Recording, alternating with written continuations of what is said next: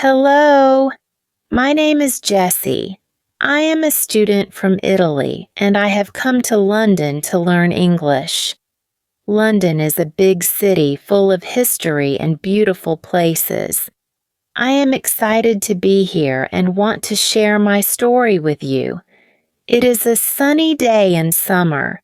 The sun shines brightly in the sky and the air is warm. It is a perfect day. I am on a train going through London.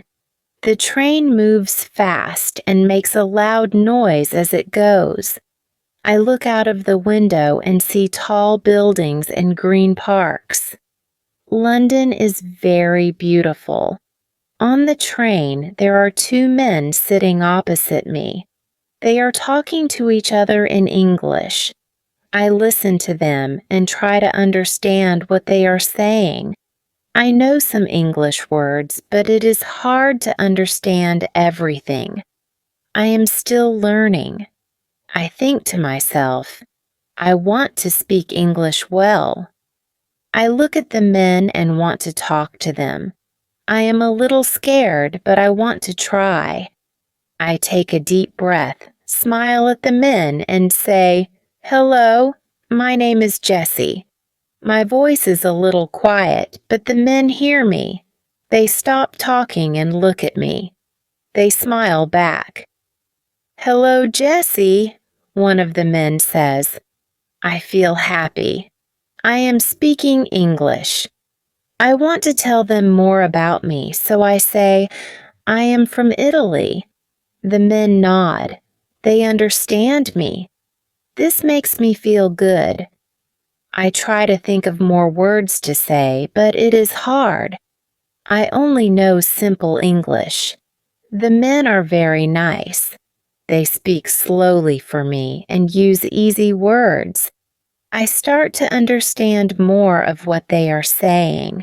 We talk a little about London and the weather.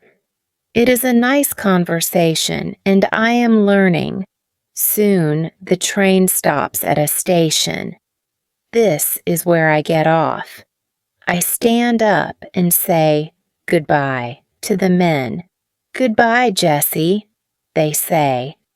I leave the train feeling proud of myself. I spoke English today. I walk through the streets of London. There are so many people. They all speak English. I listen to them as I walk and try to understand the words. I am learning new words all the time. I am going to my English school. I will learn more English there. My teacher is very good. She helps me a lot. I am excited to learn more. I want to speak English very well. As I walk, I think about my adventure in London. I am here to learn English. It is a big challenge, but I am ready. I will work hard. I will learn new words every day. I am happy to be here. London is a wonderful city. There are so many things to see and do. I will explore the city and practice my English every day. I know it will be a great adventure. This is just the beginning of my story. There is so much more to come. I will meet new friends and learn many things. I am excited about what the future holds. The next morning I wake up early. The sun is shining through my window. I feel excited and a little nervous. Today is my first day of English classes. I have been waiting for this day since I arrived in London. I get ready quickly. I wear my favorite blue jeans and a white t-shirt. I want to make a good impression. I eat breakfast, toast and tea. It is a simple breakfast, but it is good. I leave my apartment and walk to the English school. The school is not far from where I live. I walk fast because I do not want to be late. I arrive at the school. It is a big building with many windows. There are flowers outside, and the school looks nice. I go inside. The inside of the school is bright and clean. There are many classrooms. I see other students. They are talking and laughing. They seem happy, and I feel a little less nervous. I go to my classroom. The classroom is large. There are many desks and chairs. There is a big whiteboard at the front of the room. There are posters on the walls. The posters have pictures and English words. I look at the posters and learn new words. My teacher comes into the room. Her name is Miss Brown. She is tall and has curly hair. She smiles at us and looks friendly. "Good morning, everyone," she says. Her voice is clear and kind. We all say, "Good morning, Miss Brown." We speak in English. It is good practice. Miss Brown tells us about the class. She says we will learn many things: new words, speaking, listening, reading, and writing in English. I listen carefully. I want to learn everything. We start the lesson. Miss Brown teaches us about greetings. Greetings are ways to say hello and goodbye. We practice saying, "Hello, how are you?" and "I'm fine, thank you." We say these phrases to each other. It is fun. We laugh when we make mistakes, but it is okay. We are learning. After greetings, we learn about numbers. Miss Brown writes numbers on the whiteboard. She says each number and we repeat after her: 1, 2, 3. We go all the way to 20. I feel proud. I am learning English. The morning goes by quickly. We learn a lot. Miss Brown is a good teacher. She helps us when we make mistakes. She is patient. It is time for lunch. We all go to the cafeteria. The cafeteria is big with many tables and chairs. There is a lot of food, sandwiches, salads, and fruits. I choose a chicken sandwich and an apple. I pay for my food and say, "Thank you," to the lady at the counter. She smiles. I am using my English. I find a table and sit with some of my classmates. We eat our lunch and try to talk in English. It is hard, but we help each other. We laugh a lot. I make new friends. Their names are Anna and Marco. Anna is from Spain, and Marco is from Brazil. We are all here to learn English. After lunch, we have more lessons. We learn about colors. Miss Brown shows us cards with different colors: red, blue, yellow. We say the names of all the colors. It is interesting. The day ends. I am tired but happy. I learned so much.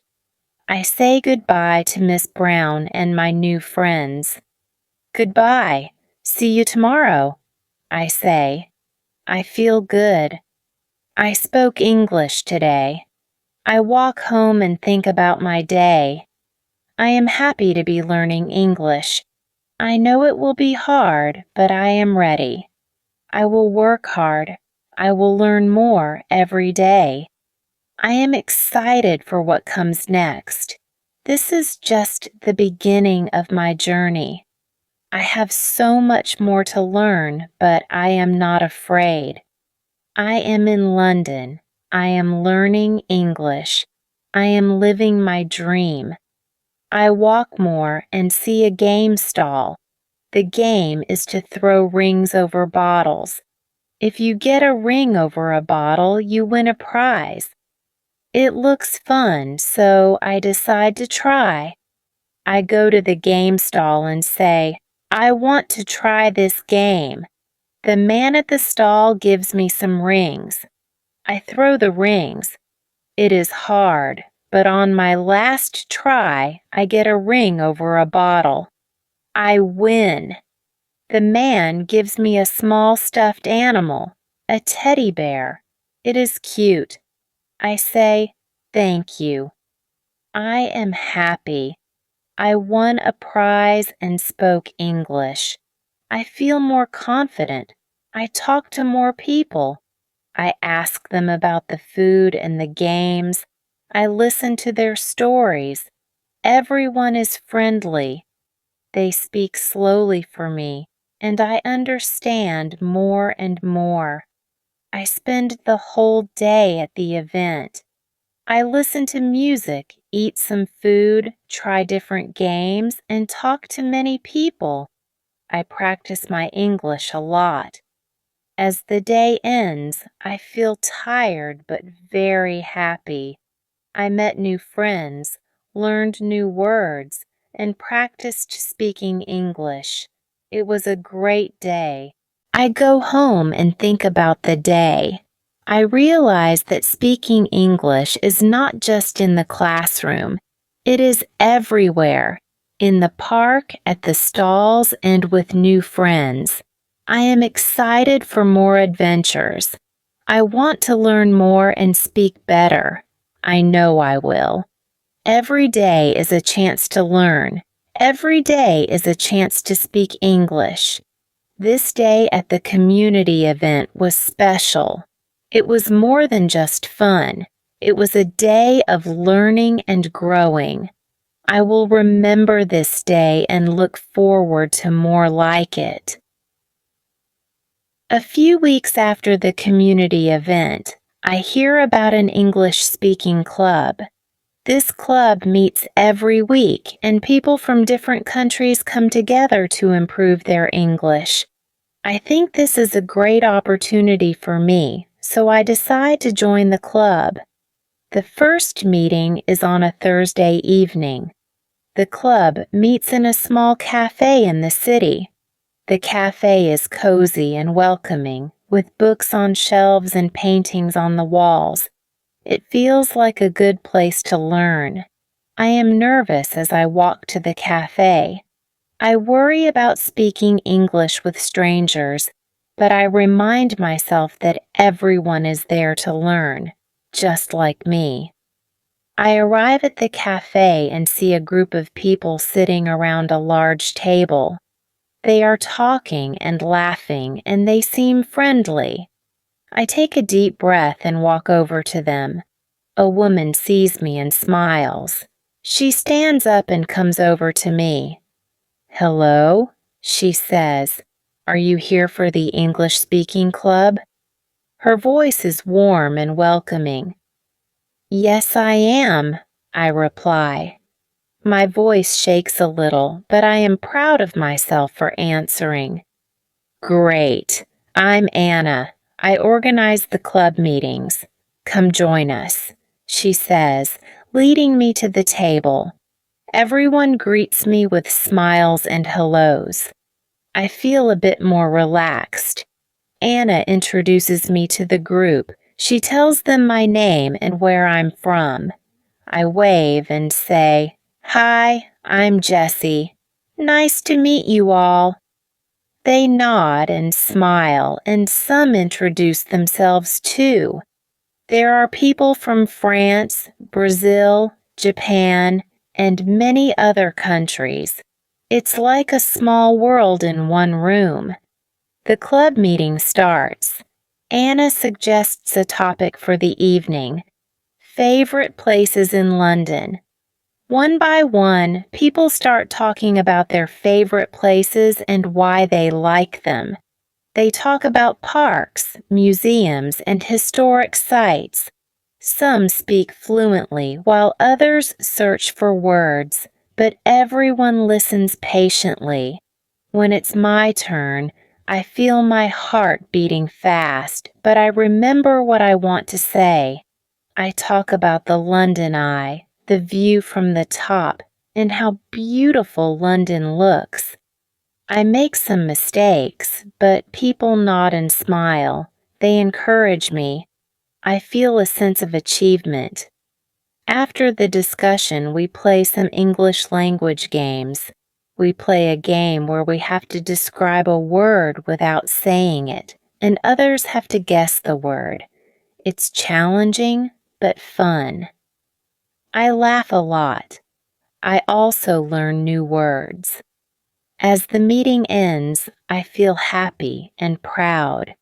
I spoke English with many people. I understood a lot. I also made some friends. Anna says, "You did great, Jessie. We're happy you joined us."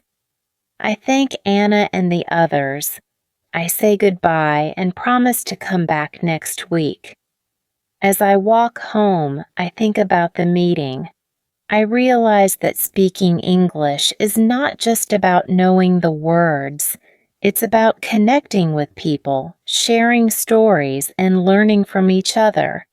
I look forward to the next meeting. I know it will be another chance to improve my English, but more than that, it's a chance to be part of a community, to laugh, and to grow together. This experience at the English Speaking Club is an important part of my journey. It shows me that learning can happen anywhere, not just in a classroom. Every conversation, every new word, and every new friend brings me closer to my goal of speaking English fluently. A few weeks after the cultural festival, I receive an invitation from Anna, the organizer of the English Speaking Club. She invites me to a traditional English tea party she's hosting at her home. The idea of a tea party sounds very English, and I'm thrilled to be included. On the day of the tea party, I dress carefully, choosing a nice dress and a light jacket. I want to make sure I respect the tradition. I bring a small box of Italian biscuits as a gift for Anna. It's a little piece of my home country to share with my friends in London.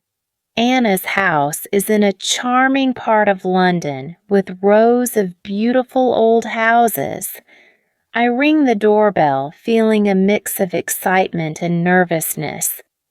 Anna opens the door with a big smile. "Jessie, welcome!" she exclaims, ushering me inside. The house is beautifully decorated with floral arrangements and vintage china. The table is set with an array of teacups, saucers, and plates, each piece delicately designed. There are several types of tea sandwiches with the crusts cut off, scones with clotted cream and jam, and a variety of pastries. The guests are a mix of people from the English-speaking club and some of Anna's friends.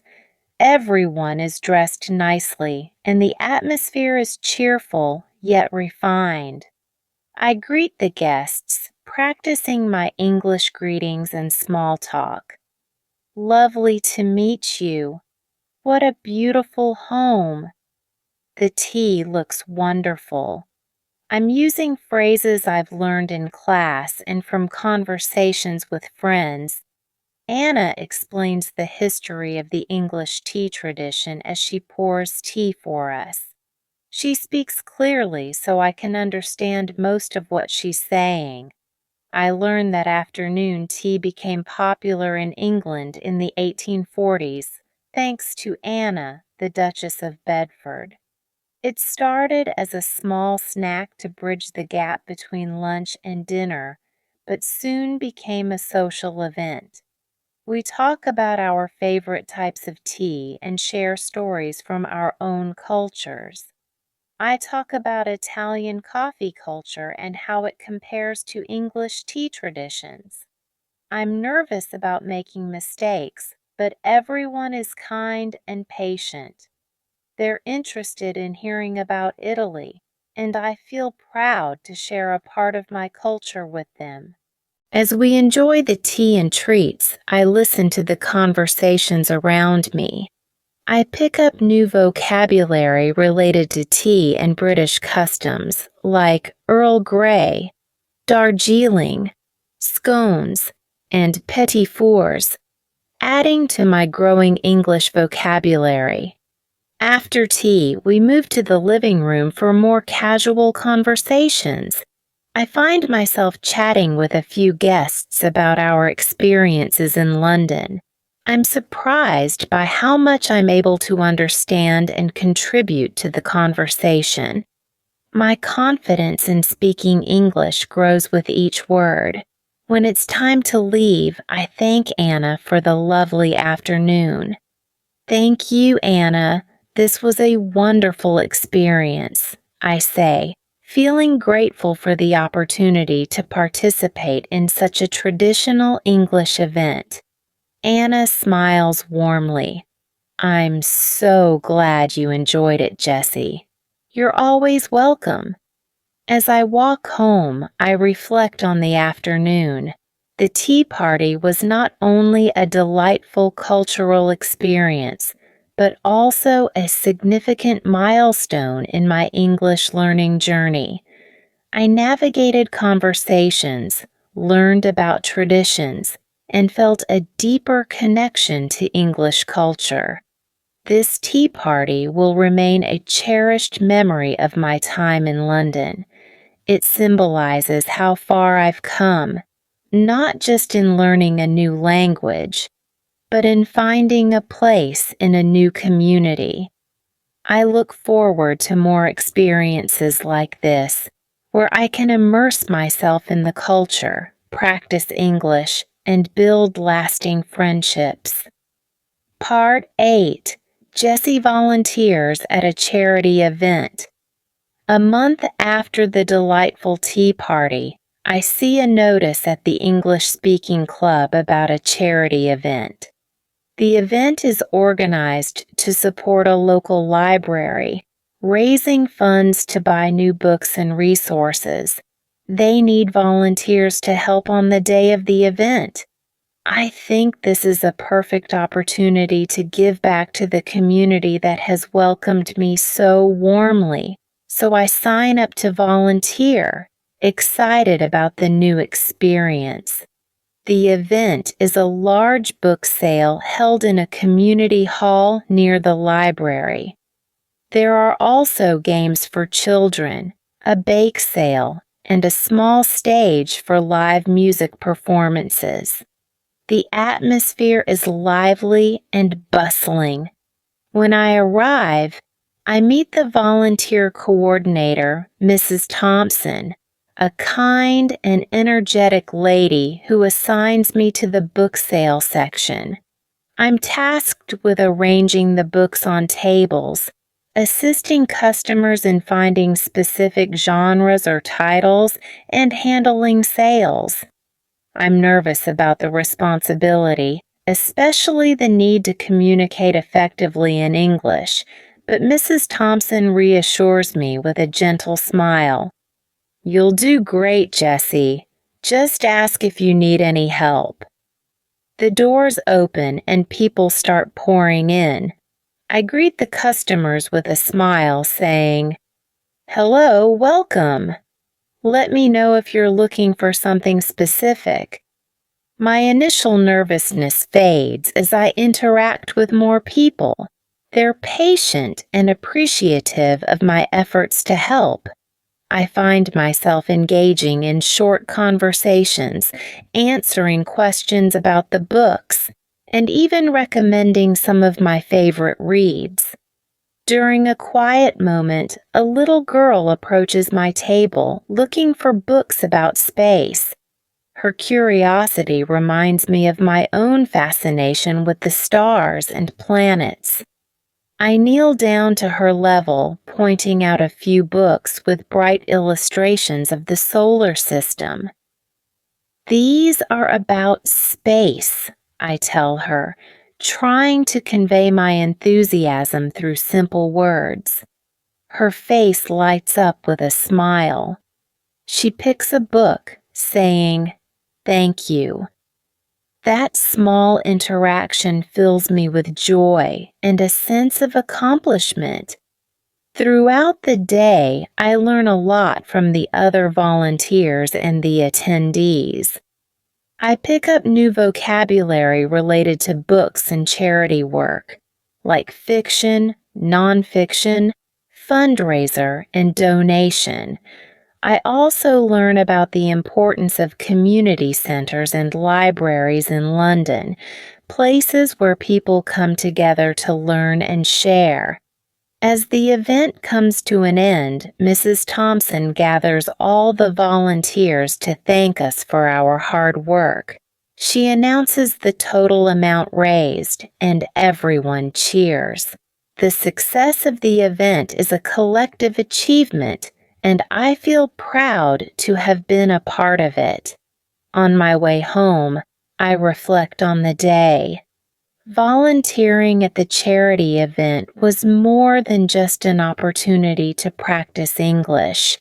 It was a chance to connect with the community, contribute to a good cause, and learn about the values that bring people together. This experience has given me more than just improved language skills. It has given me a sense of belonging and purpose in my new home. I look forward to more opportunities like this, where I can continue to grow, learn, and make a difference. After the successful charity event, I continue to look for ways to improve my English. During a meeting at the English Speaking Club, a new friend, Liam, mentioned a technique he found helpful in mastering the language. He calls it the shadow technique. Intrigued, I ask him to explain more.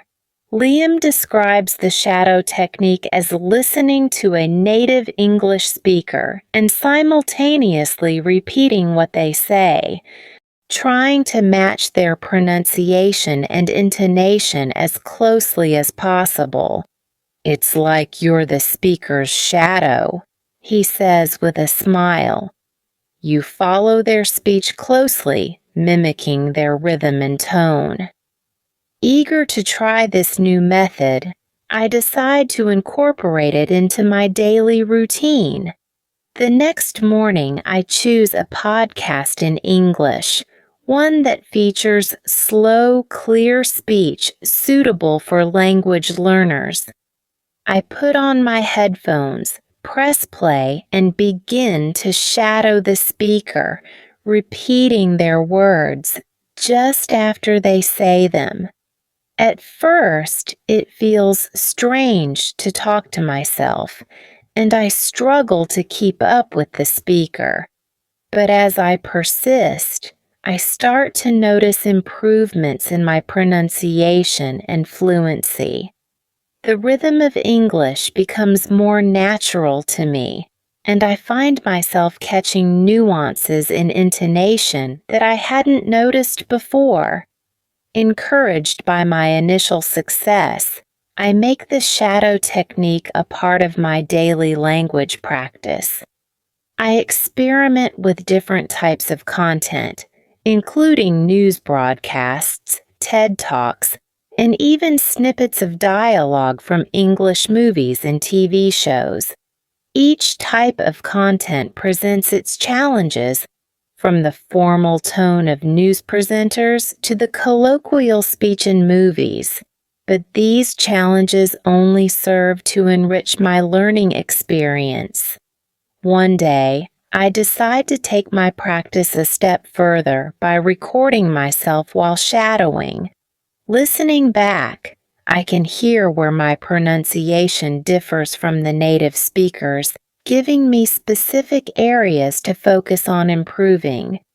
It's a revealing exercise that helps me become more aware of my speech patterns and how they align with or diverge from standard English pronunciation. Feeling more confident in my spoken English, I share my experiences with the shadow technique at the next English Speaking Club meeting. My friends are interested in the method, and some decide to try it themselves. We agree to share our progress and tips, turning it into a collective learning experiment. As weeks pass, I notice a significant improvement, not just in my pronunciation, but also in my listening skills. I understand spoken English more easily, even in noisy environments or when speakers have different accents. Conversations with native speakers become less intimidating, and I find myself participating more actively in discussions, both at the club and in everyday situations. The shadow technique, with its simple yet effective approach, becomes a key tool in my language learning arsenal. It teaches me the importance of listening carefully and the power of imitation in mastering a new language.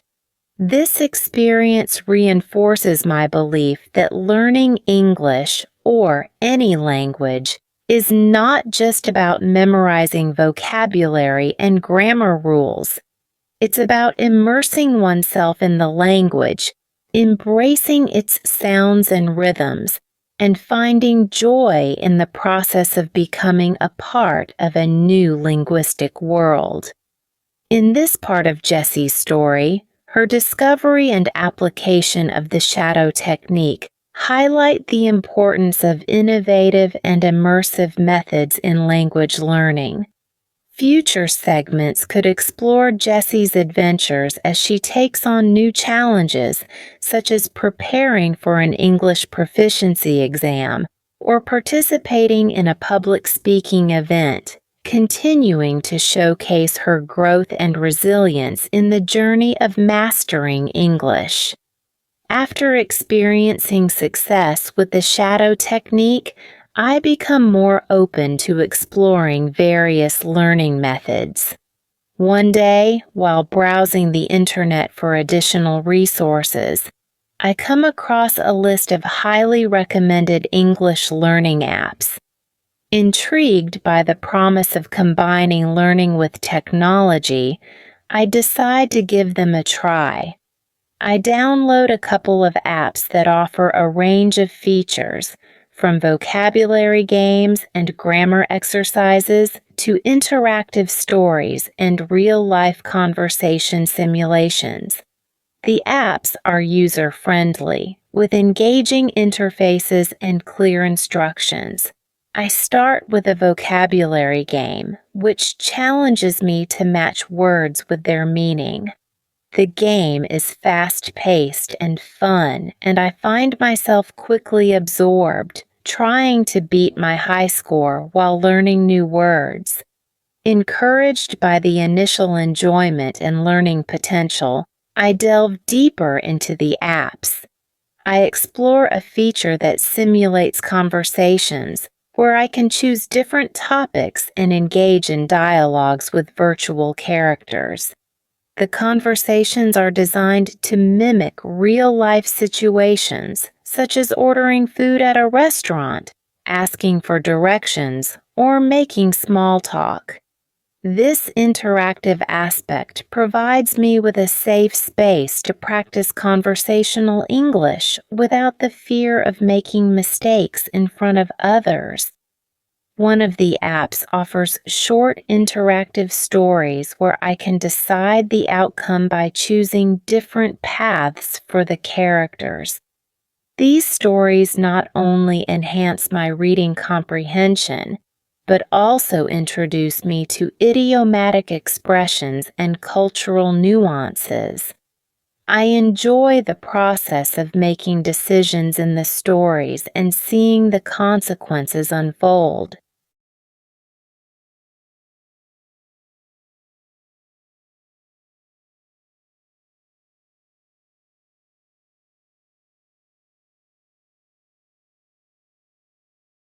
Part 7. Jessie attends a traditional English tea party. Part 6. Jessie experiences a cultural festival.